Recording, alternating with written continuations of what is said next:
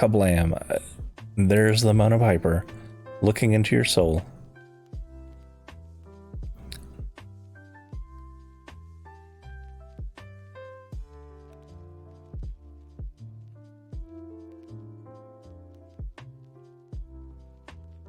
That worked pretty well.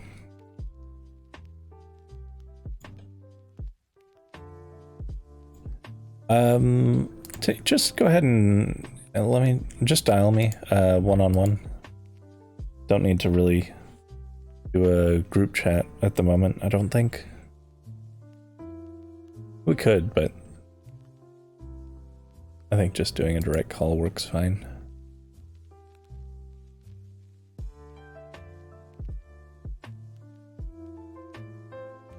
Okay, sounds good.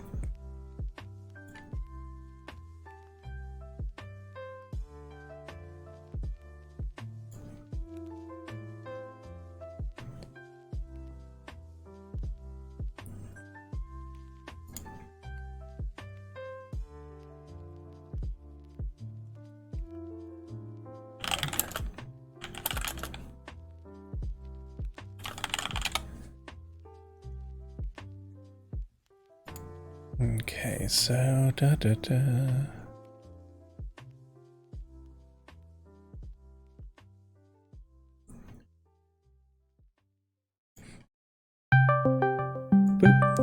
And a boop. Hey, Mona. Okay, here we go. Yeah. Okay, I have my mute backwards for a second there. Okay. Everyone can hear Mona? I think so. I saw you're lighting up the mixer. Yeah, looks like... Yeah, I heard myself on the video before I muted it, so... Okay, yeah. perfect. Hi, how's it going, everyone? Very, very glad to have you on. As you know, we've talked about a few times, but yeah, especially today for Trans Day of Visibility. Yeah, normally I am cool for being on camera, but like Frackle said, I got my second COVID shot a couple days ago. It has really been kicking my butt, and honestly, I look like garbage right now. So yeah, so the picture works. It's one of my better ones. It's fantastic. So yeah, one of the things I thought was notable, just kind of as a starting point for the conversation, is Trans Day of Visibility has been since 2009, but this is the first time that a U.S. president has acknowledged it or made a proclamation during it. Now, you know, Biden has his issues, but I thought that was a step in a good direction.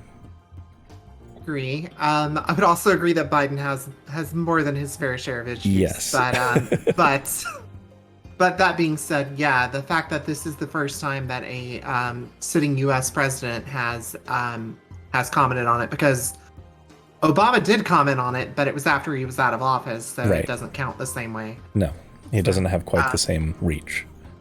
Right. So the fact that a sitting U.S. president actually has said something about it, you know, acknowledged that TDOV is a thing, and yeah, it is a big deal. It's a really big deal, especially considering all the anti-trans legislation that's going on across the U.S. right now.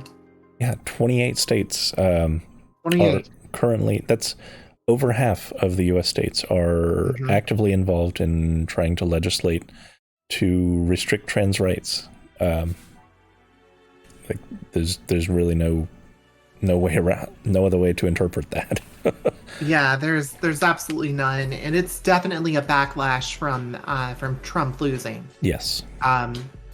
Because trans people are we're the most obvious of any, like, quote unquote, the right likes to call us liberals. I'm not liberal. I'm a leftist. But you know, the right likes to refer to liberal politics, and we are the most visible of quote unquote liberal politics. So it makes us an easy target, and we are the most likely to be thrown under the bus by the rest of the LGBTQ community. Right. Yeah. And the whole TERF movement has been gaining some traction, unfortunately, here and there. Worldwide, unfortunately. Yeah. Yeah, it's not just the US. The UK has been really bad about it too. Actually, France and Germany have as well. Yeah. So it's Western nations in general are experiencing a surge of course, not just TERF, but just right rhetoric in general. Yeah. Yeah. So, I know that you, well, I mean, let me preface that. For those who don't know, Mona does do a lot Should I introduce myself? Yes, please do. Okay, yeah, I probably should, shouldn't I? I'm not. Don't worry, I'm not going to do my intro because that's over at my place. I'll just give the basics. I'm MonaPiper. I'm an LGBTQI plus transgender streamer. Over at my place, I do similar stuff to Frackle. We talk about current issues a lot, of course. Being who I am with my identity, oftentimes it focuses on not just the trans experience, but like the queer experience in general, and marginalized people in general. So we do a lot of talking about that. Like we do some gaming content over there too for the fun of it, but the majority of my content centers around trans and queer issues, and to a lesser extent, other marginalized people as well. Mm-hmm. Yeah, and I have to say it's a really, really good and positive community to be a part of. I thoroughly enjoy the group that you've cultivated on your stream. Yeah, I'm very fortunate that way that I've managed to attract some really, really good quality people that like actually give a heck about each other and the world around them. Yeah, I'm just fortunate that way. Yeah. Well, I think it reflects well on you too. Yeah, but it's like I always tell the community, and I mean it. Like, sure, I can try to do good, but without other people doing it with me, it it doesn't. Not much happens. So, yeah. So, so some of the issues besides just the hateful rhetoric and such, but there are a lot of actual legal hurdles and systemic hurdles that trans people face that haven't been dealt with despite anti-discrimination law and everything else. And there's still a debate. There should not be, but there still is a debate out there about, well, should anti-discrimination law cover trans people? Like, why is that still a thing? But it is an ongoing legal battle. Yeah, it very much is for. I mean, there are a multitude of reasons, but like, if you don't mind, I'm going to go into what some of those hurdles actually are for anybody in your audience who may not know about them. Kind of what I was trying to prompt for. Okay, yeah, I'm also trying to. You know me, I'm used to being the host. I'm not used to being somebody else's guest, so I'm trying to like hang back and let you host. Consider yourself an interview subject. I'm opening the floor and leaning into you to talk about these things. Okay, can do. Okay, so some of the hurdles that trans people face on a regular basis that, like, if you're not trans, you probably haven't really thought about because you just don't think about it. But, like, for example, when it comes to healthcare, there are a lot of problems with healthcare for trans people, not the least of which is getting the care we need in the form of, like, say, hormone replacement therapy or getting surgeries that we might need to alleviate gender dysphoria. Now, it is true that not all trans people experience gender dysphoria. However, the majority of us do. For those who are unfamiliar with that term, gender dysphoria is an intense feeling of discomfort, dislike, or self-loathing that comes from not identifying with the gender that you were assigned at birth. And just to break that term down, assigned at birth as well, that means, like, say you are born with a penis, immediately people treat you as a boy, whether or not your brain actually matches that. If your brain doesn't match that, then you're trans. You might be a trans woman, or you might be non-binary. when your brain does match what you are assigned at birth, that's called being cis, and that would be like literally everybody else in the world. Trans people make up to 2% of the world's population. But going back to the hurdles we face, there are major hurdles when it comes to that sort of medical care alone. I'm fortunate enough in that I go to what's called an informed consent clinic, which I was able to get HRT through them very easily just by, basically not even necessarily proving that I was of sound mind, just basically, assuring them that I was, and that I understood the risks, because there are some risks, as with any medication. But most trans people aren't fortunate enough to go to an informed consent clinic and have to go through their regular doctor or endocrinologist. And the problem with that is, if you have a bigot as your doctor, they can gatekeep and they can keep you away from those hormones that are going to make you feel better about yourself. And I can say 100%, hormones do help so much.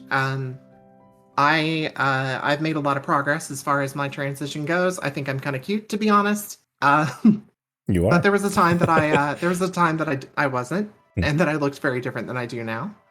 Thank you, by the way. But also, let's see, what else is there? Because there's a lot. But then when you go into things like surgeries, which there are multiple types of surgeries that a trans person may get, not just male to female, which is what I am, but also female to male, or non-binary people may get various types of surgeries as well.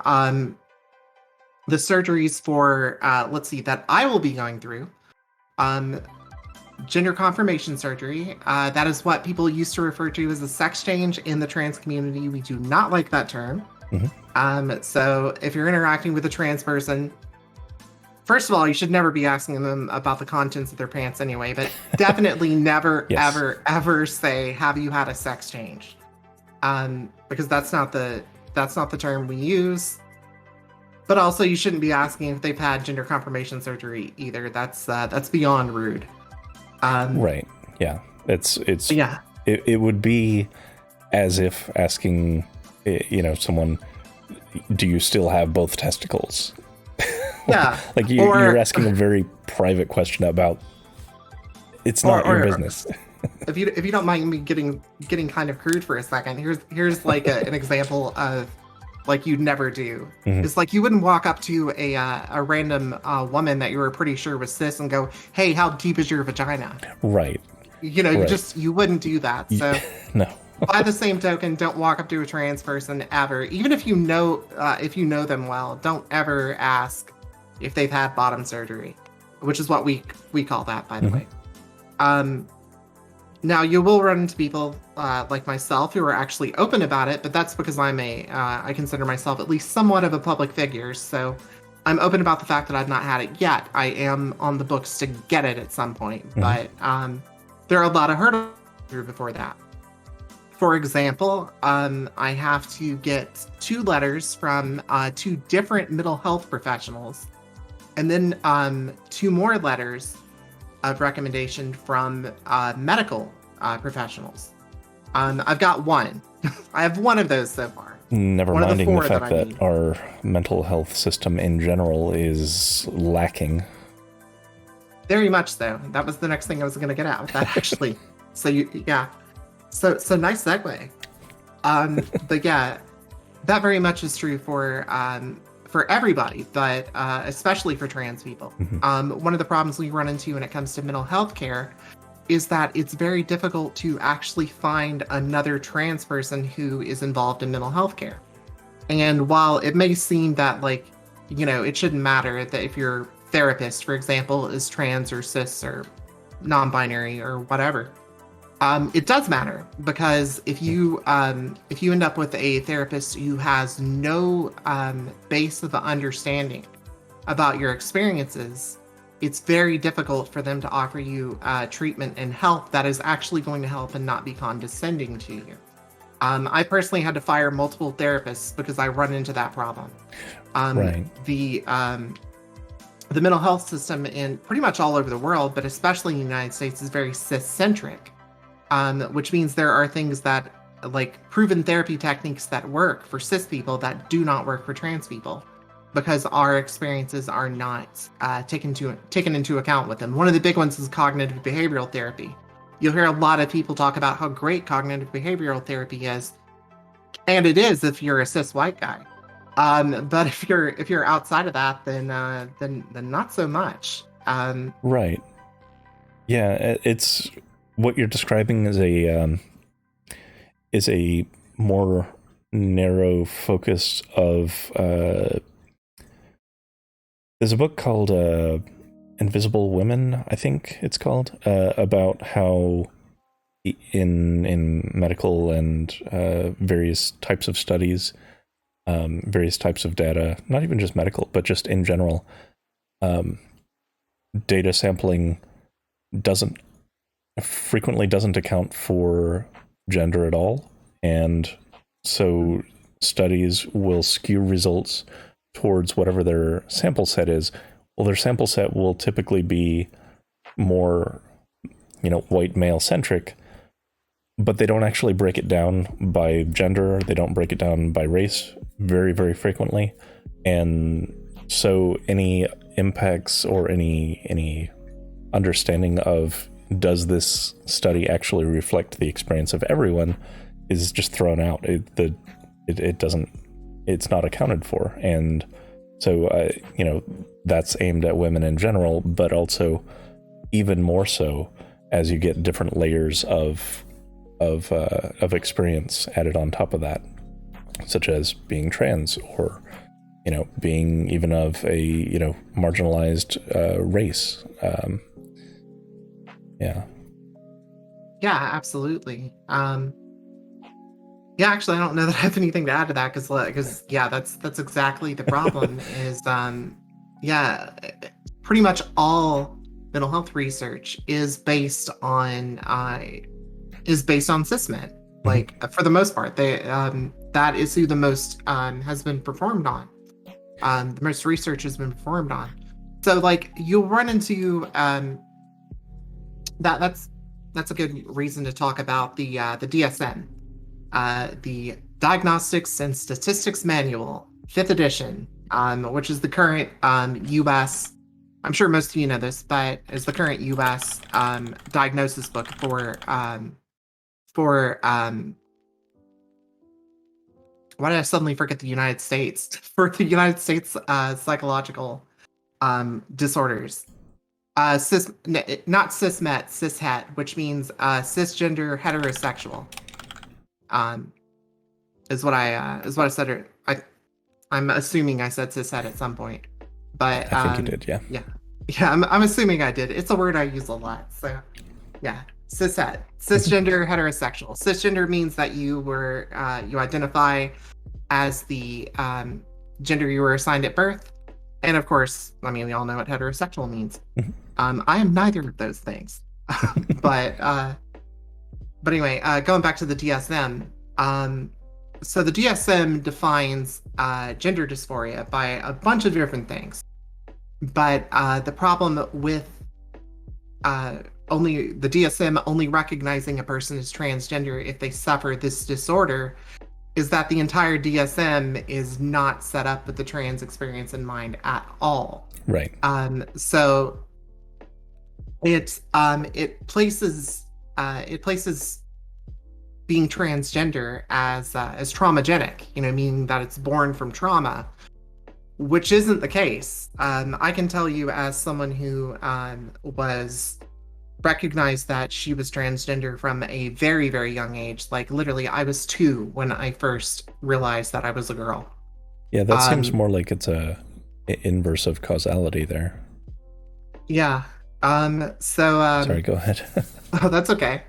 But yeah, like I can tell you firsthand that that trauma was not the source of my being trans. My being trans did lead to some trauma in my Right. life, especially early on. Well, really, quite a bit throughout my life, actually, if I'm being honest. But I wasn't trans because of that trauma.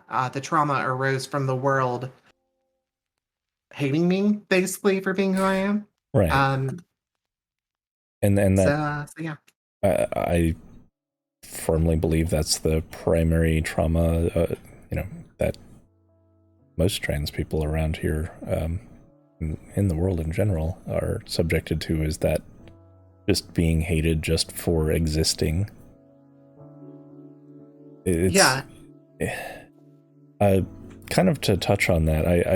I mentioned it a few weeks ago, but I continue to be really disturbed. This is a microcosm thing of just how much disparity there is in how Twitch audiences interact with your stream versus mine. Like, not the community, just passerbys. Like, you fire up your live stream on Twitch and consistently get brigaded by people for no other reason than the fact that you exist. Oh yeah, they hate me. Those Kiwi Farms kids hate me. Yeah, but it's like, yeah, jerks. The people just, bigots come in and they just give Mona a hard time. And that's, that's wears on someone, where just for being who you are, there are people who just irrationally will express venom. Oh yeah, we have to ban like 20, 30 people a night. Yeah, she's not exaggerating. It's yeah. That's a good night. If that's it's a good only night. Like 20. Yeah, that's a good night if it's only 20. Yeah. I mean, I also have a pretty big audience, but yeah. And I didn't start getting the hate like that until my audience reached a certain size. Yeah. Yeah. So why people do stuff like this? I can actually tell you quite a bit about that. There are a lot of reasons that cause somebody to act that way. One of the major ones is because so thinking about like conservative mindsets, and mindsets that bigots tend to have, ultimately they are reductionist points of view that paint the world in very simple terms. And so when someone who challenges those very simple terms simply exists, it causes anxiety in those people. It causes them to face the fact that the world is more complicated, that life is more complicated than they think. And the reason this is distressing for them is because if life is more complicated than they think, that means they do not have the control over life that they thought they did. And so they lash out against it. This is the source of a lot of hatred. I'm going to quote Star Wars here because Star Wars actually nailed it when Yoda told young Anakin that fear leads to anger, anger leads to hate, and hate leads to suffering. The roots, that's why we refer to these things as transphobia, as homophobia, is because they do have a basis in fear. And that fear is a loss of control because the world is more complicated than they think it is. The other reason that they have these behaviors, that they keep happening beyond their fear, is that they tend to join groups that reward such behavior. So, like what happens to me a lot is, I know for a fact there's a Discord server. I don't know what server it is, but I know there's a Discord server for a hate group that notifies its members when I go live. Mm-hmm. Because they always come from the same places. Yep, and they always come in a group. Yep, they always come in a group, and they're in voice chats with each other when they do it. Yep. So as they're doing things to harass me, they're laughing with each other in their voice chats, and they are they are rewarding each other socially for that sort of behavior. And so those are the reasons. Some of the reasons. There are more reasons also, but those are some of the reasons that people do that. Whereas to the rest of us, it seems like it's such a waste of time, and it is. But it also is buying them social clout, and it also is reinforcing their we're right, the rest of the world is going to hell mindset. Yeah. Which I'll admit, it does get to me sometimes. You Well, know, a yeah. lot of nights I can handle it, but you know, some nights you're just reminded when you have like when the 10th or the 15th band comes in, and you know, it's probably not 15 individual people, but it's probably someone who's decided that they hate you that much that they just want to keep trying to ruin your day, Mhm. you know. And it reminds me of things like the fact that I've been attacked in public before. um you know, I actually on my birthday in 2019, I was attacked in a bar. Thankfully I wasn't hurt too badly, but yeah, I did get a little bit beat up. But yeah. Yeah, and unfortunately, because there isn't enough solidarity standing with the trans community, people who engage in that they're given enough of a pass. They're given enough room that it's not socially unacceptable enough for them to be that bigoted, that they do only get rewarded for it from their perspective. Hate like that needs to be called out by everyone anytime it happens. It needs to be shut down, even if it's not aimed at you, you know? Because that's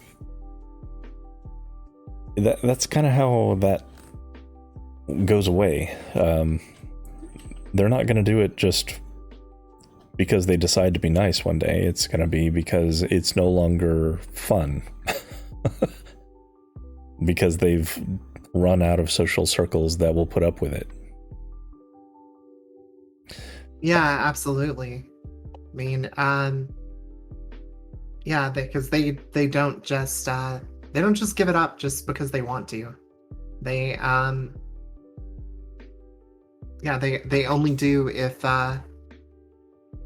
if there's the social pressure to. That's the only time that somebody will give up any sort of hatred like that, be it towards a trans person or be it towards, you know, somebody of a different race or ethnicity or religion, etc., etc. Mm-hmm. So, we've touched on some of the like health and mental health matters. One of the ones that you and I have talked about off stream, which put a lot, like there are so many things that as a cishet white dude I'm completely unaware of, but one of the things that you mentioned was some of the just bureaucratic bullshit that you have to deal with, insofar as name issues and actually having your identity on paper reflect your actual gender, and things like that. Like, do you want to touch on some of those? Yeah, absolutely. So yeah, what Freckle is talking about there is, for example, I am very careful about defending what my legal name is because my legal name is not currently MonaPiper. MonaPiper will be my legal name when I get through all of this. But the problem is depending on, and it varies from state to state. But for example, in my state, it's not a law on the books, it's just something that they tend to do, which is if a trans person comes forward to have their name changed, they check to see if you have any debt. If you have debt, they tend to not deny you if you're a cis person changing your name for the same reason. But for trans people, they tend to deny you because they claim that you're trying to use the name change to escape debt, which is of course committing fraud and therefore illegal. And so you have to be very careful to make sure that all your debt is eliminated first, because they can actually arrest you for that. They usually don't, but if the judge just feels like that you are attempting to commit fraud by changing your name, just being in the courtroom is enough for them to jail you, you know. and possibly arrest and face more jail time on top of that. So that is something that does happen. It doesn't happen that often, but it does happen. Another problem is that various states do not allow you to change the gender marker on your birth certificate. Even if you get an updated legal name change, even if you get your gender marker changed on your driver's license. And that can cause problems because, like, for the most part, people think, oh, it's just my birth certificate. I probably won't need it. And there's a good chance you won't. However, if your driver's license, for example, doesn't match your birth certificate, and say you get pulled over by a police officer who's a bigot, and they happen to look that information up and they are not congruent, that is enough to make them suspicious of you, to give them reason to start looking for reasons to detain or arrest you. And these do happen. Just yesterday, I was in a car wreck yesterday, and I wasn't the person driving, I was just the passenger, and I'm fine from it, by the way. But I had an encounter with a police officer where I could tell the police officer was trying to come up with a reason to detain me. He had no reason to, because I was just the passenger. The driver was my father. My father had to go to the hospital. He's fine, by the way, but he had to go to the hospital to get checked out. I wasn't particularly badly bumped from it because it was a fender bender. So I was there and I was going to drive the car home, but the cop waited an extra amount of time to see if he could come up with a reason to detain me further. Mm-hmm. And of course, I wasn't doing anything. I was just riding in the car while my dad was driving to Wendy's or wherever we were trying to go for lunch. But yeah, these things happen on a regular basis. The trans care clinic that I go to for my medical care, one of the things they stress is never, ever, ever have an encounter with the police. Because Mm-hmm. encounters with the police, like the one I had yesterday, was about as good as we can hope for. Which is that I got out of it without too much harassment. I was harassed, but not too much harassment. And the fact that I got to walk away from it, without being in cuffs, period, was that's a win, unfortunately. So yeah, there's stuff like that we have to think about on a regular basis. That yeah, if you're cis, you don't have to worry about if you're cis and you're Cis white. happen to not be white, Yeah. if you're cis and white, you don't have to worry about a cop looking for a reason to detain you. Right. But yeah, he was looking for one. He was definitely looking for one. Yeah. And unfortunately, that also that leads to a number of violent incidents as well, I imagine, because anytime a cop decides to be unjust, and say a trans person is not quite so disciplined as to not call out that injustice of them just trying to arrest them for no reason, you get resisting arrest, and then that can lead to people even getting killed. Yeah, very much so. Because if you're present when something like that is happening, what's the best way to help the situation? Get your phone out. Start recording. Yeah, that can of course escalate the police, but that's about all you can do, because if you try to physically interfere, now you're going to get arrested. Now, if it's like if we're talking about like a major protest is going on, then yeah, stop police from dragging off people in cuffs. But if it's like a traffic stop situation, or if it's a small if it's a small situation, get your phone out, start recording. Be prepared that police are going to make threats at you if you do that, because they hate being held accountable. But yeah, get your phone out, start recording, start live streaming if you can to Facebook, or Facebook's actually one of the best places to live stream, specifically for that instance. Only in that instance, I think. But would you suggest that the witness approach and inquire about if the person is well, like if you're doing okay, and that sort of thing? I mean, that's kind of hard to say Yeah, I because, guess it like, depends it's on the hard. situation. Yeah, it depends on the situation. It also depends on. It's hard to say what will set a cop off. True. Um. So, like, whenever I do have have an encounter with the police, the only thing going through my mind is this person has a gun, and if they shot me, they could come up with a legal reason why it's okay. Yep. So that is what's always going through my mind. I make sure I am more polite than I would be to anyone else because, like, this person can kill me. And probably wouldn't think twice about it. Um, Now, so it's one yeah, thing that's just very broad, and this comes from being part of protests, is if you see the arrest outright being made, in addition to recording it, what you can do is, if you are able to identify what kind of cop vehicle it is, what jurisdiction they belong to, you can make a pretty good assessment of what facility they are going to bring that person to, if you want to follow up to help them with bail or help them with communicating with the outside world, or what have you. For that, you do need to know their name. So, if someone is looking in distress, get their name at the very least before they get shoved into that car, even if it amounts to calling out and asking for what it is.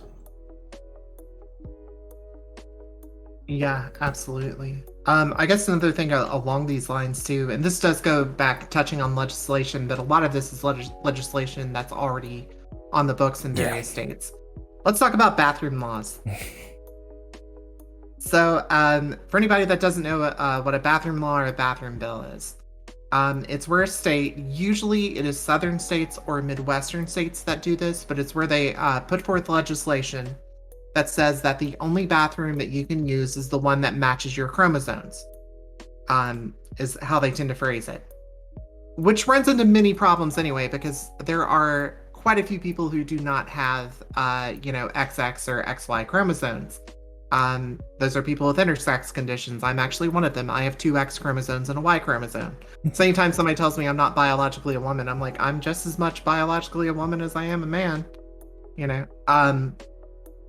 But your biology and your gender don't have anything to do with each other, turns out. But so bathroom bills. What those are actually designed, well, first, here's what they say they're designed to do. They say they are designed to protect women, and by women they mean cis women, from men who might pretend to be women to get access to women's restrooms. That has happened exactly once in the history of the United States. It happened in Interstate Freckle in Florida. But it happened one time. That was it. But they use this one-time example as the reasoning for this. What it's actually designed to do is make it to where trans people can't be in public. Because if you can't go use the restroom in public, then you can't really be in public because everybody has to pee every few hours. That's just the way the human body works. Mm-hmm. Especially for trans people, because a lot of the medication we're on make us have to pee more than normal. But so somebody might ask the question, well, why don't you just go ahead and use the bathroom that matches your supposed chromosomes? Well, the reason for that is because it's incredibly dangerous. Turns out that trans women or trans men, especially, using the bathrooms that match their supposed chromosomes, experience high levels and high rates of violence. Every trans person has experienced violence at some point. We all have. And if somebody is trans and hasn't, it's probably because they're not out of the closet yet. But if you're out of the closet at all and you're trans, you've definitely experienced violence at some point. There's a lot of, there's a lot of the things that cis women have to deal with also apply to trans people in general. Like always having to look over your shoulder wherever you are. Like I've had friends comment that I constantly eye exits in public, and that's because I need to know if I need to escape, where to go. So Right. every time, especially if I'm in a new place, that's the first thing I do is I look for all possible exits, and I'm hyper aware of everything around me, because any moment could be danger. I would be And that's, I would be remiss if I did not point out that those states which are aggressive about passing these sorts of bathroom laws are also the ones who have the worst track record with actually addressing sexual assault and supporting victims of sexual assault. They typically have laws which make it very difficult to hold someone accountable. So if they were serious about their stated goal, they would actually resolve to do very different sorts of legislation than just restricting bathroom usage. They would actually be aggressive about protecting victims of sexual assault and actually prosecuting with a much lower burden of proof that empowered the victim, people who are perpetrating that sort of stuff. Like that's what, if they were serious about it, that's what they would actually be legislating, but they're not. Yeah, exactly. They're not serious about it at all. What they are serious about is making it so uncomfortable for trans people to be in public that we just hide at home all the time. Mm-hmm. Which they then turn around and use as evidence that there really aren't that many trans people, so therefore they're not really affecting anybody with this legislation, with these sorts of legislations, which goes against their stated principle in the first place, because once they start making that excuse, they can no longer, they will still claim, even though they can't, that it's about protecting women. And it's like, nope, it's about making sure that I have to stay home. Now, there are certain, of course, there are certain like places that will do genderless bathrooms or will do family bathrooms, and trans people are generally safe to use those. But the places of business that will have those are kind of few and far between.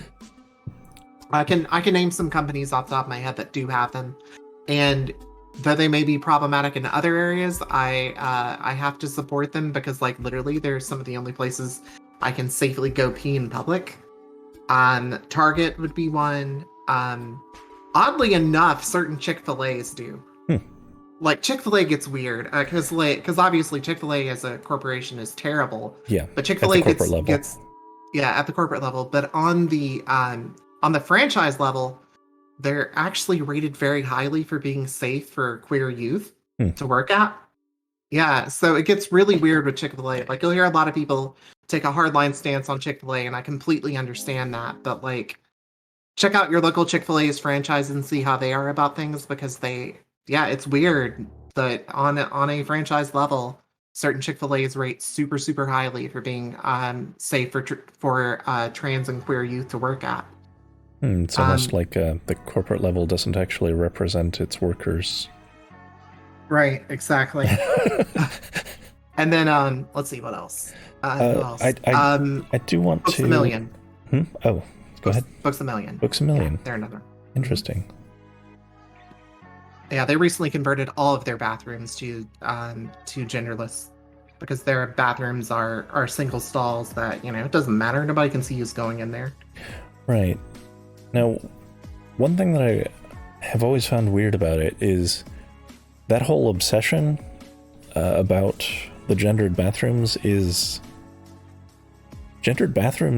a fairly recent luxury that hasn't existed all that long. It's also weird, isn't it? It's weird. Yeah, it's a waste of space and plumbing and everything else. Like, I don't care. No, I'm not going into the bathroom to get my rocks off. Like, I'm going because I have to go, and then I'm going to go back and do whatever I'm there to visit and, like, shop or whatever else. Like, yeah, it's like I just want to pee, and then I want to go buy a book.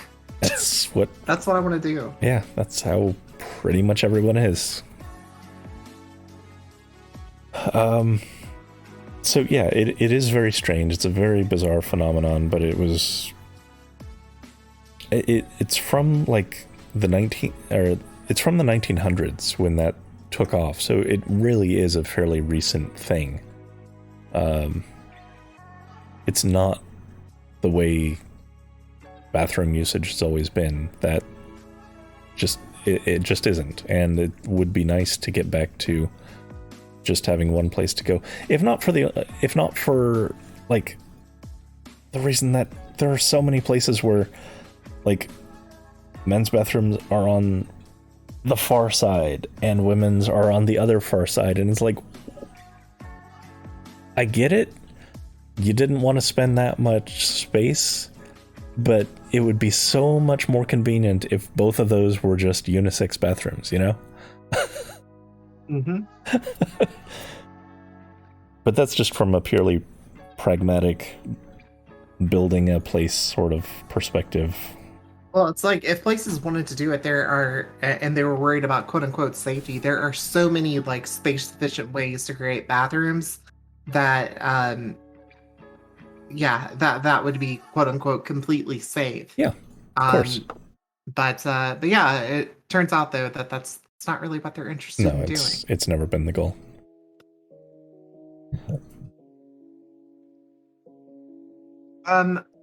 So we've talked about a lot of the problems that trans people face. I want to talk about some of the good stuff though, because like I feel like that doesn't get talked about as much. Absolutely. Okay, so so I am someone that experiences gender dysphoria. Sometimes even though I'm finished with my social transition. I live full time as a woman. I have for a while now, but I still experience it sometimes. But let me tell you, HRT is amazing. Like just I apologize because I'm gonna get slightly crude because I'm gonna talk about body parts for a second here, but having boobs is one of the most wonderful things ever. But seriously, the amount of there's an opposite to gender dysphoria. It's called gender euphoria. It's when you experience your gender in such a way that it just makes you feel good to be alive. And the first time I experienced that was an amazing, amazing feeling.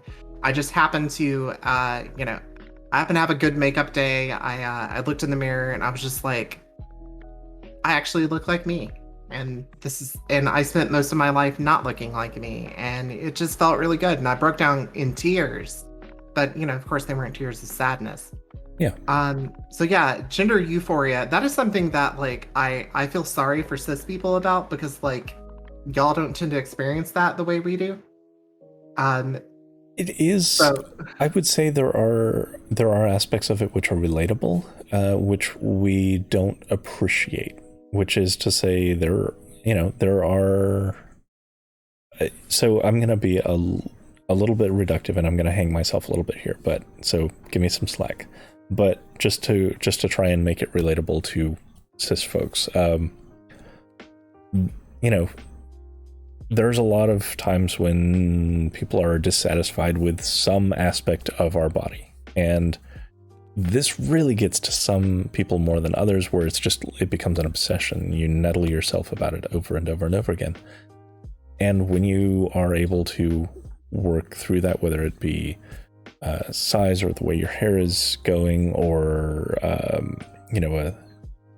even with some people just the like shaping of the face or something,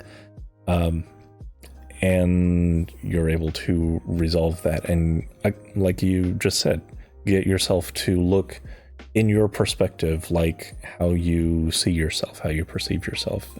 I don't believe it's as deep a feeling, but I do believe it is relatable. And I think that, through that, I'd agree. That's, that should be something that we want people to be able to pursue, whatever that may be. Yeah, no, I agree. I agree. I would agree, yeah, that it's relatable. Definitely not as deep, because I think the difference is, I think the difference is it's also a feeling of not having to deny yourself anymore. Something that, like, for most of us, we've denied or hidden for, well, in my case, I didn't come out until I was 36. I'm 38 now. So for 36 years of my life, I was doing my best to pretend that I was a cis guy. I was really bad at it, but I was really, really bad at it. Um, but yeah, so gender euphoria, when that hits, it's pretty awesome. One of the other things about being trans that can be, at least for me, has been really good is it's taught me to be more empathetic because I spend a lot of time having to think about feelings, and I think about feelings of other people too, as a result. Mhm. I think about other people who may be having to hide other aspects of themselves for Mhm. whatever reason, be it religious or be it because they're worried about how something about themselves will affect their chances of getting a job. Which, by the way, being trans and getting a job in certain states is basically impossible. Yeah. I live in one of the states that's basically impossible, so Yeah. I make ends meet the way I can. One of those is streaming. Thankfully, I do get paid to do that, which is nice. But And that's the kind of thing also where even if anti-discrimination law is eventually resolved in favor of trans folks, it still is going to happen. Like, arguably, we have anti-discrimination law against, discrimination in hiring practices against black people and such. And yet, they are less than, they're, 28%?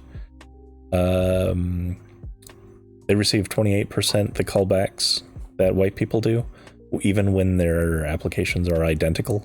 So anti-discrimination law does not, the legislation is important, but there's still so much of a cultural progress that needs to happen to actually stamp it out. yeah, it's like it's like housing laws when Yeah. it comes to race. Is like, yeah, it's technically, or not technically, it is against the law to discriminate against people based on their race when it comes to housing. But the problem is that those laws didn't do anything to affect the fact that white people control most of the neighborhoods. So even though it might be against the law to turn a black family down for moving into a white neighborhood, yeah, they still don't feel very welcome because the surroundings are all the power group.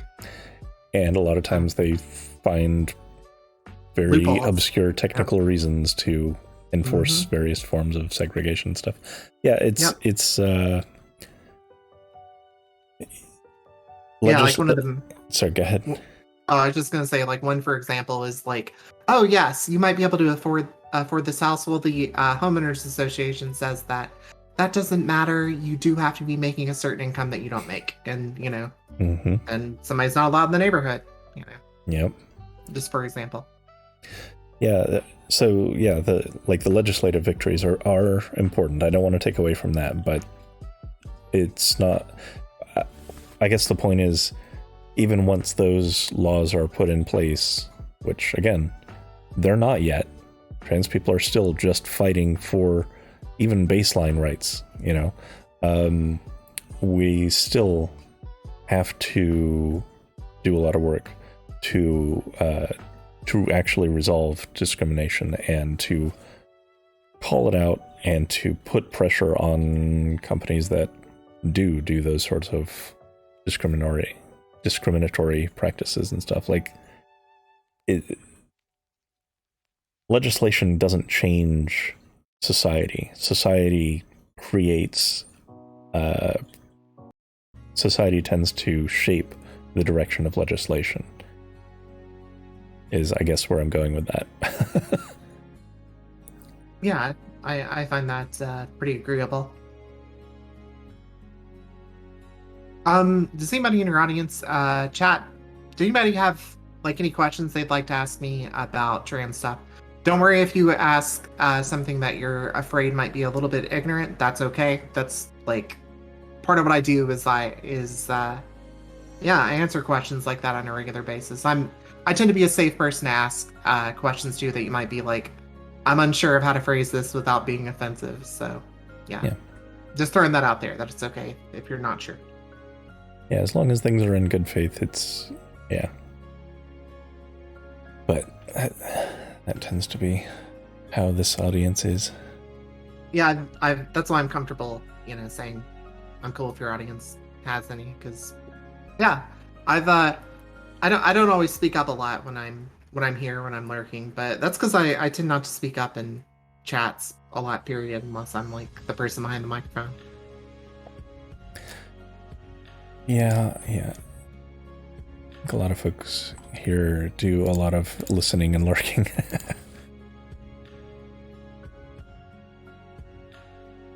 Yeah, very much, very much, Porfinia. It really does shape which places I will shop at and which places I won't. If I know I'm going to be somewhere a while, like if I'm going to go to a shopping center, I have to know that that shopping center has at least one store. How much do I think I really have to stay home when I'd like to be out? Well, okay, let me give you an example. Um, there is a drive-in theater not too far from here, from where I live, that frequently does. Oh, it's about an hour away from where I am, but it's a drive-in. It's awesome. They do like $8 for like 2 movies. Um, if I go there, I have to think about like I really can't get anything to drink while I'm there, because if I get something to drink while I'm there, I'm gonna have to go pee. If I'm lucky, I can get into the bathroom and get out, and nobody says anything to me. But if I get clocked, which is what it's called when somebody sees a trans person and recognizes that they're trans, even though my state does not presently have a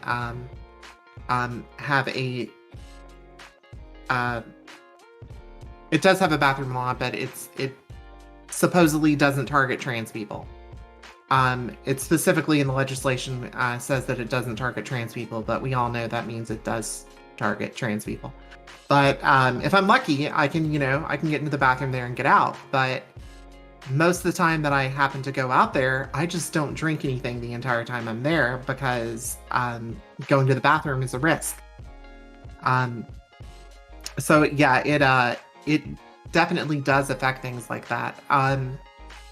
There are times that I'll get invited to go somewhere that I know doesn't have a bathroom that I can use. Like, say if I get invited to go, well, COVID's going on right now, but if I was invited to a club or a bar or something that didn't have bathrooms I can use, then yeah, I stay home. If I am, there are entire places that don't have safe places to use the bathroom that I just don't shop. So yeah, it very much does affect things there. I also imagine that it, limits like just being able to go out and go on like a date, because you have to keep that into account on where you're going and such. It's things that we cis people just completely take for granted. It's like, Donnie has a good question, I think. Yeah. I missed the beginning, but how important are pronouns to you in particular? It seems to be the most important thing from an outsider's perspective. Pronouns are very important. I would not say pronouns are the most important thing. I'll qualify that in a second. But pronouns are very important. Here's why. Okay, so if you're trans, you have probably spent the majority of your life being referred to by incorrect pronouns, by pronouns that do not represent you. And so, like for me, those pronouns were being referred to by he and him. My pronouns are she, her. And so the reason that's such a problem is that it creates a lot of, it creates not only a lot of discomfort, but it creates a lot of self-loathing. Because for the majority of my life, I was told over and over again, you're a boy, you're a boy, you're a boy, you are a he, you are a he, you are a he. When inside I knew that wasn't the case. And so those pronouns being labeled he, him became a cage for me, because they became something that I had to perform, a way of denying myself just to stay safe. So if somebody happens to purposefully call me he, him, they are doing so, oftentimes they're doing so knowing that they're probably causing that kind of harm to me. But even if not, it's just the fact that somebody is hateful enough to be that disrespectful, to be that for something as simple as me saying, hey, my pronouns are she, her, please call me that. Now, when it comes to somebody accidentally misgendering, that is something most trans people do not have a problem with because cis people get misgendered. How many times has like a woman with a short haircut had somebody at the store say, excuse me, sir? It happens. Most trans people do not get upset about that. Most, like, occasionally we will if we've had a bad day, but that's because we're human, just like anybody else. But, for the most part, it's like, if I happen to get misgendered and it's just like an honest mistake on the other person's part, if it's not a big deal and I'm not going to be interacting with them for a minute, I don't correct them. I just go about my day. I have it happen periodically that somebody will instinctively call me sir and then look at me more closely and go, oh, I'm sorry, ma'am. And does that bother me? No, of course not, because it's just like some random person like at the drive-through or whatever, or at the grocery store line, or that's just going about their day, and they, I'm sure they misgender cis people quite often as well, because that does happen quite often. So yeah, pronouns matter, but it's not a case of it being the most important thing in the world because, accidental misgenderings happen. Basically, if you are purposefully misgendering someone, then you are a jerk. But if you accidentally do it in passing, no, it's not a big deal. Just, if somebody corrects you, just be like, oh, okay, my bad. Yeah. And that's all it takes too, is just a quick, oh, okay, my bad, and then just treat somebody with respect. Right. Yeah. Verfinia asked, do you feel using a non-gendered bathroom puts a target on your back? Not really, because like I've found that the only people that seem to have a problem with using non-gendered bathrooms do tend to be cis guys, but even they don't care when you have to be bad enough. Yeah. So yeah, so not so much, but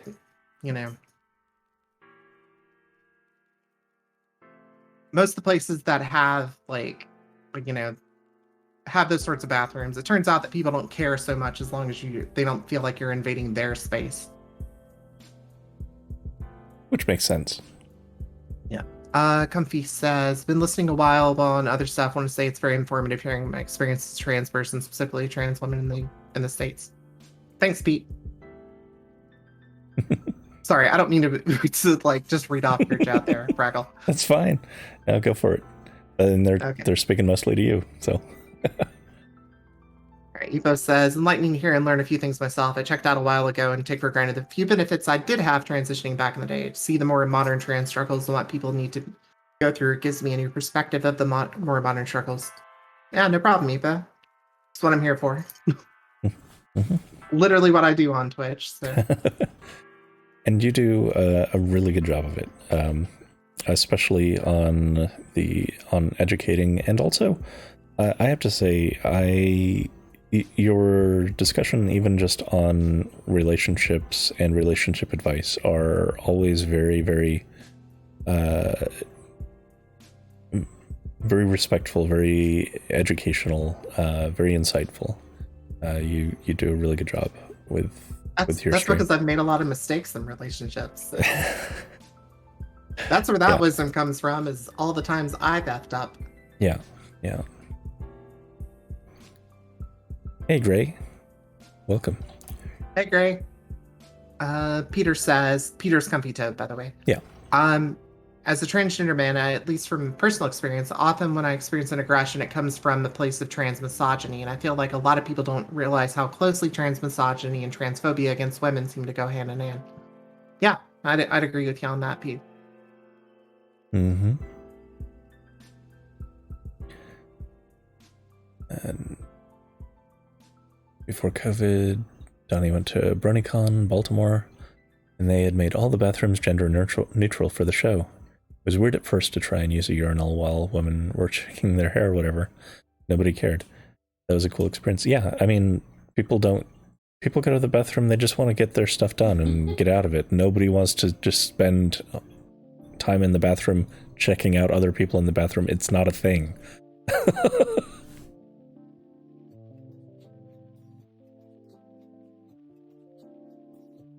Or I should say, Yeah. the extent to which it is a thing is so minor that trying to address it is doing more harm. You know? Yeah, absolutely. How are you tonight, by the way, Gray? Hope you're doing well.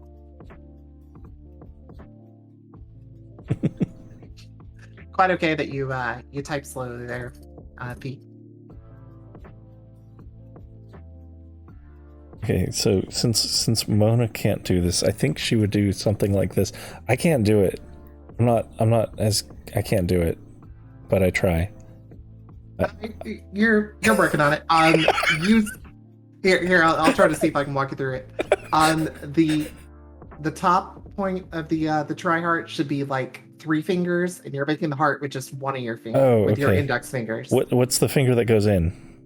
The finger that goes in is your index fingers. Oh, your so index fingers are making the heart, and the others 3 are making the triangle on the top of it. So it's more like a this. Yeah. Okay, we got it. You got it. Maybe make it a little turn towards the camera a little more. But yeah, you basically got it. Yeah. You do it really smoothly and naturally on your stream. I'm a pale imitation.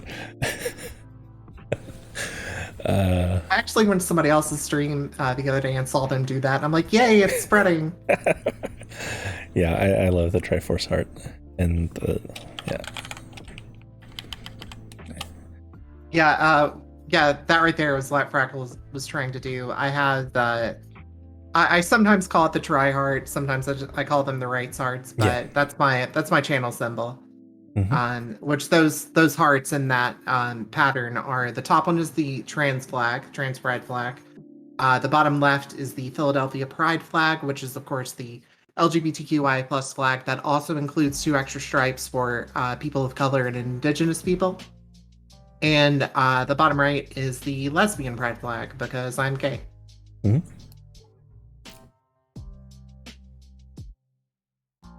Thought about finding a way to fit the polyamory pride flag in there, but I haven't found a good way to do it yet. Yeah. I agree. Yes. As someone with boobs are amazing. They are.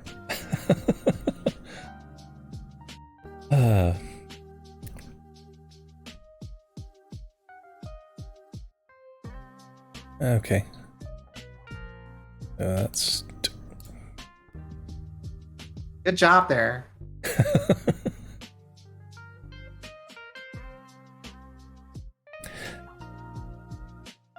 So yeah, I'm seriously laughing pretty hard at that one. that was something. Yeah, it's like of all the things you could do, it's like that was what you tried.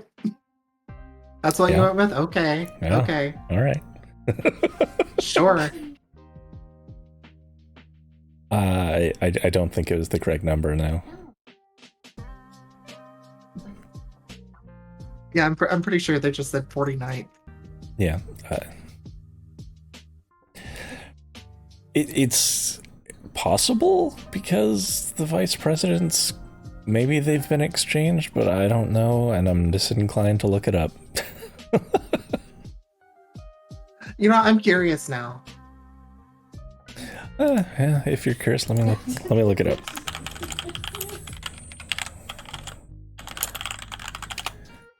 Oh, okay, all right. I stand corrected. They were actually correct. Okay. Yeah, Harris is the 49th vice president. Yeah. Yeah. Oh, I will give you congratulations on that then, random troll.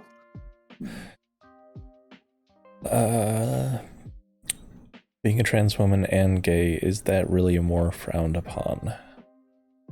Being a trans woman and gay, all right, so, okay, this is where I get myself in trouble. All right, so, ContraPoints, Natalie Wynn. I think she is a very important voice. She does a lot of good work as far as de-radicalizing people goes. She's problematic as hell.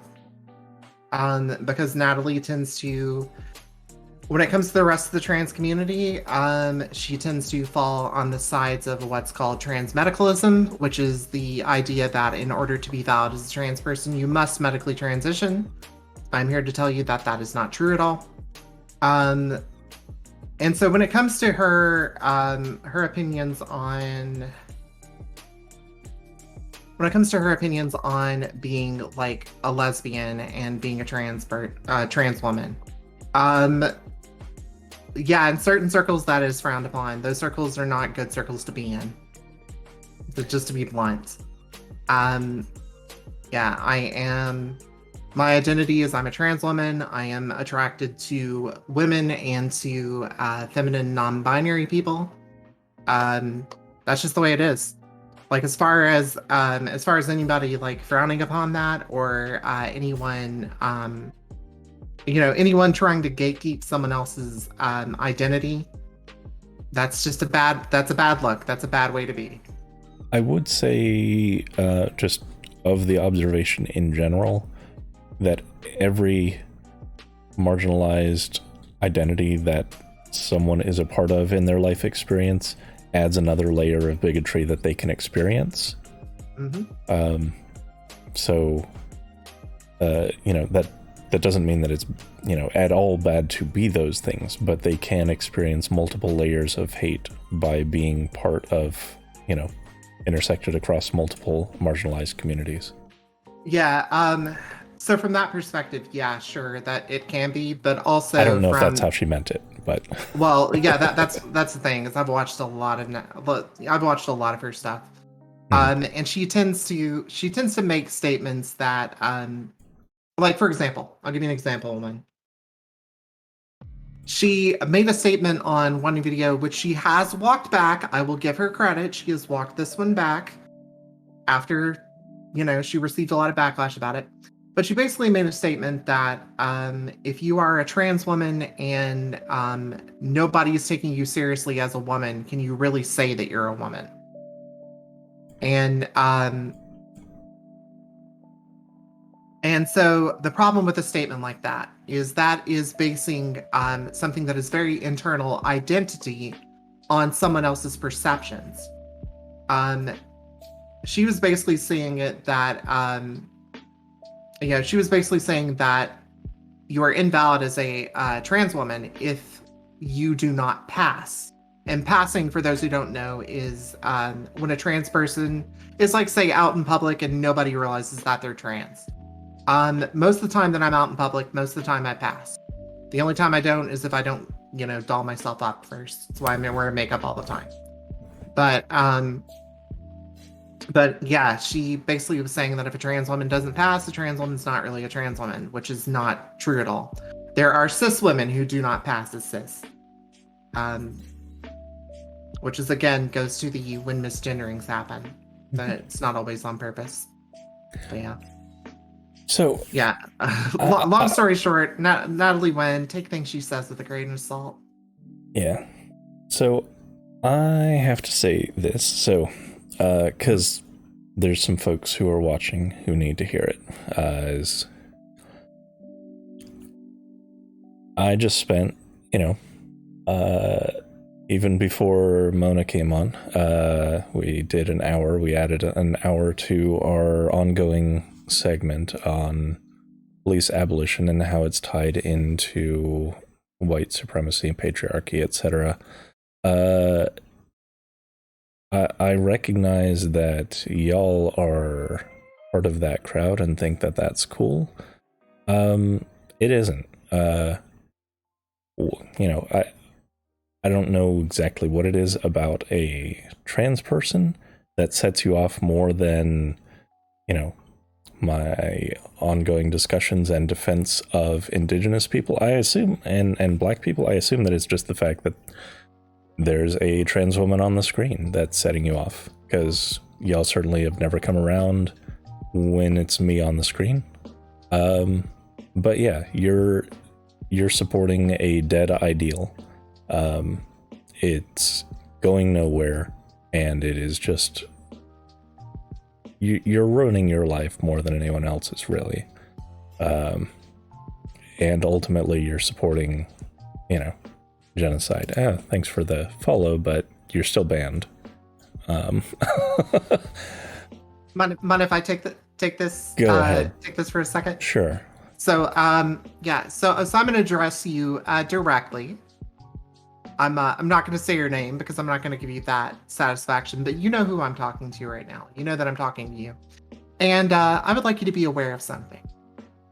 You are going to die one day. Got your attention? Good. Yeah, you're going to die one day. And being the type of person that you are right now, being the type of person who spreads such vileness, no one's going to miss you when you're gone. Me? When I'm gone, there are literally thousands of people who are going to miss me. You're wasting your life, son. Yeah. Even the friends who you think you're joking around with, they don't actually care. They just find solidarity in the hate. They don't give a damn about you. Let go of it. Mean absolutely nothing to them. Let go of it. Start actually living. Start actually recognizing that humans are human beings and need to be respected as such. Also, I'm sorry that trans girl, when you were in high school, wouldn't sleep with you.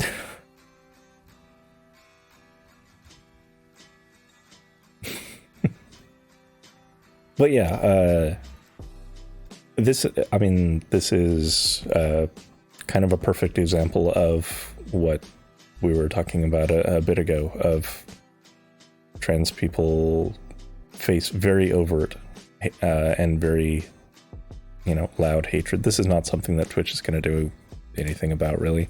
Twitch isn't going to do a damn thing about it. They never do.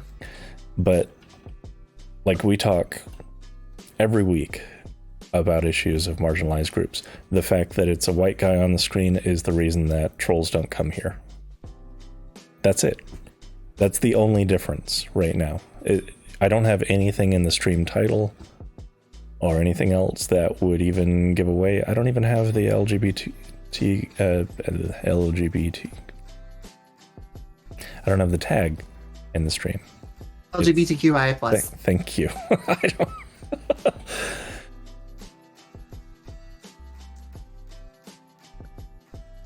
Yeah, well, she hasn't.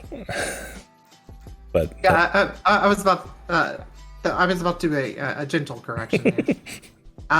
Yeah, so something with trans people, except in the case of gender fluid people, which are people whose gender can change sometimes day to day, sometimes over the course of years. Just like sexuality can be fluid, gender can be fluid also. But in my particular case, there was never a time in my life I actually was a boy. There were times in my life I was pretending to be a boy because I was doing it to be safe. But yeah, there was never a time in my life I actually was a boy. And that may seem like a small distinction, but it's a pretty important one. Mm-hmm. But yeah, I'm as far as what you meant there, though, I appreciate that. Yeah, I'm kind of cute.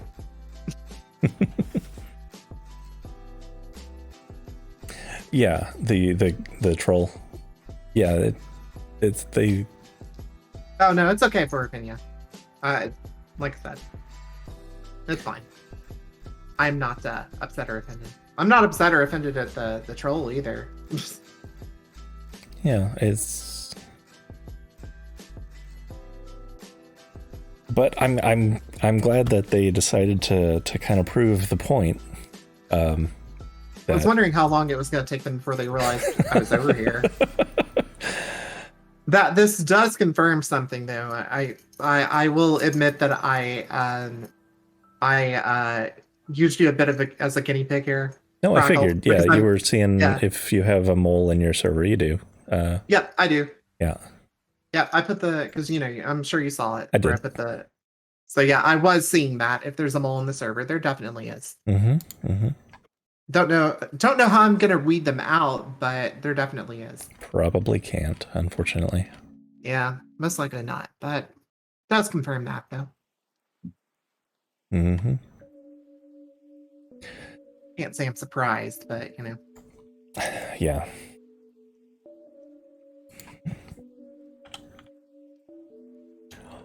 Yeah, I am. So we are coming to close to the end of the segment. Are there any other questions for Mona here? While y'all are thinking about that, cooking your noodles, or just wanting to make comments, sing Mona's praises, you're welcome and encouraged to do that as well. I'm going to be looking to see. Please don't sing my praises. I get that over at my stream enough. I get that at my stream enough. Like, sing her praises as if you are a part of the Mona cult.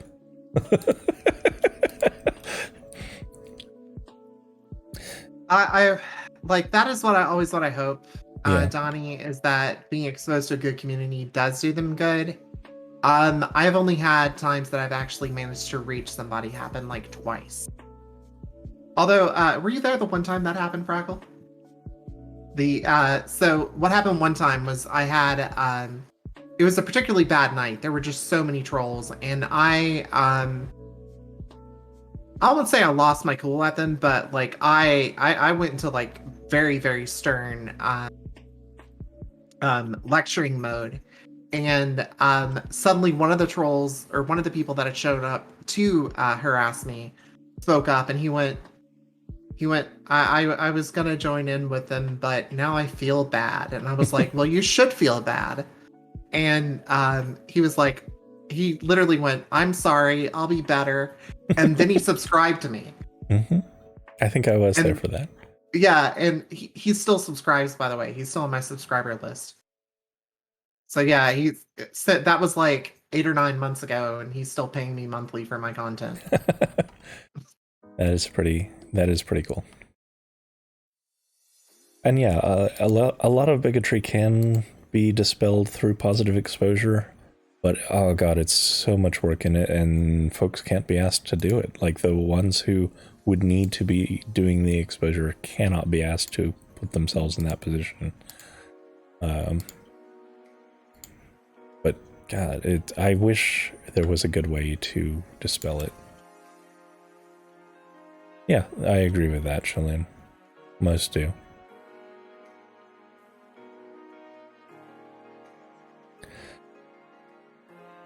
Yeah, that is very true.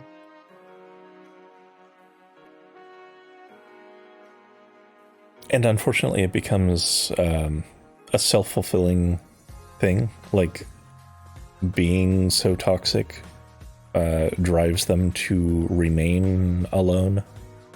And I'm not about to be the one to try and wrap my arms around him either, but yeah, that is true, Donnie. I do want to say why sometimes when I address bigots directly, and why even sometimes when I just, I kind of give it back to them, so to speak. There's a reason for that. There is a point behind it. It's not just to blow off my frustrations, although that is certainly part of it. But it's also because they search for weakness. And it's like you'll hear people say things like, don't engage the trolls, don't feed the trolls. That never actually works. When you allow them space to be hateful and you don't stand up to it, it emboldens them. Mm-hmm. Because ultimately they're a cowardly lot.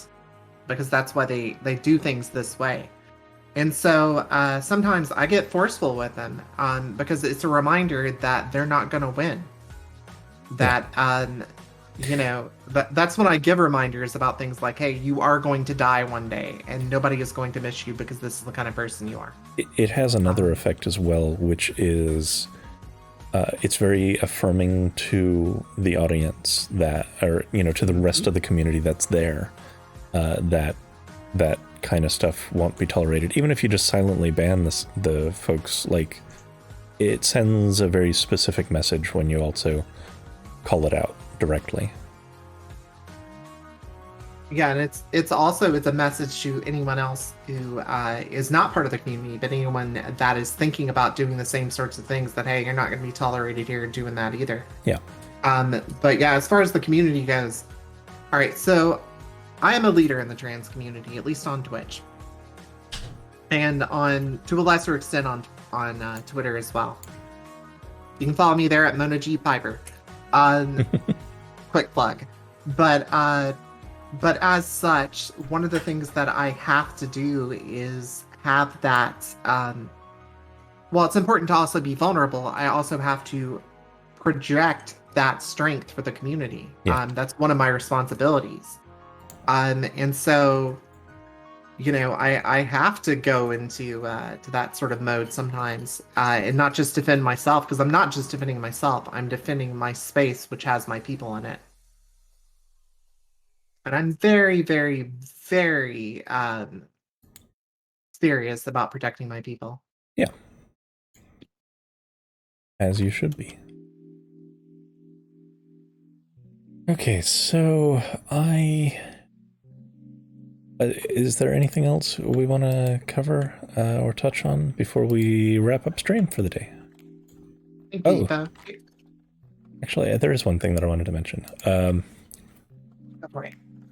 So, Mona and I are in talks to have kind of a podcast-like segment similar to this, but with more structured discussion at some point in the future. We don't have a timeline for it or anything, but yeah, hopefully near future. Hopefully near I've got future. my move coming up, but hopefully near future. Yeah. And so, we would be basically doing conversational similar to this, focused on some subject or other. And hopefully everyone is excited for that. I certainly am.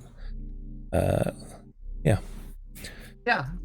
And I was also thinking too, I was going to bring this up to you. Well, I think certainly, because of the conversations we tend to have like outside of stream and whatnot, these sorts of subjects will probably be our bread and butter with those. But it might also be fun every now and then to like completely not do these sorts of topics at all and actually do some pop culture. Yeah. Or actually talk about video games. Video games. I know. Scandalous. Video games on Twitch. Who knew? All right, yeah. All right, now they'll believe anything.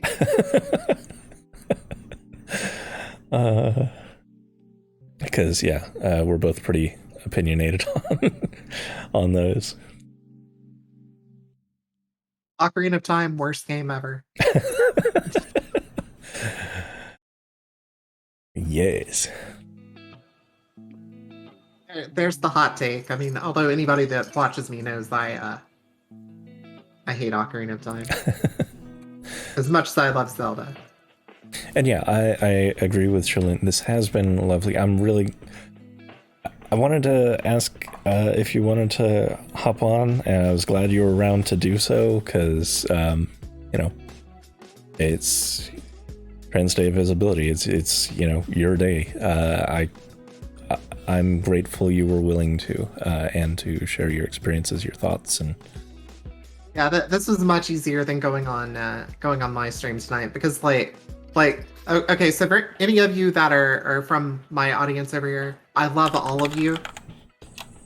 However, being the superhero on camera sometimes is very draining, especially after I'm recovering from the COVID vaccine and a car wreck. And the car wreck. Yeah, I keep forgetting that happened.